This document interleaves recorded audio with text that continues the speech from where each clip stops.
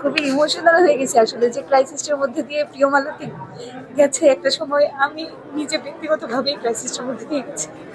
খুব ভালো লেগেছে, খুব ভালো লেগেছে। আমার ফার্স্ট মুভি এটা, so it was amazing, like কিছু বলার নাই, অনেক জোশ ছিল। মেহজাবিন আপুকে অনেক অনেক thanks.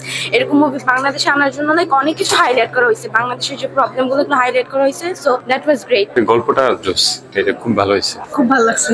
I loved it. It was a very good experience. মানে অন্যরকম, মানে খুবই ইমোশনাল এবং খুবই ভালো লেগেছে। মানে আমি মনে হয় এর আগে এরকম আর কখনো এরকম ফিল্ম দেখিনি। ওভারঅল সবকিছু ভালো লেগেছে, একটা অসাধারণ ছবি হয়েছে নিঃসন্দেহে। এই গল্পটা হলো আপনার খুব সাধারণ কিন্তু অসাধারণ অভিনয়ের মধ্যে মানে আমার চোখে পানি চলে আসে, যাওয়া চোখে এখন পানি। খুব ভালো লাগলো, হলে এসে দেখে খুব ভালো উপভোগ করতে পেরেছি।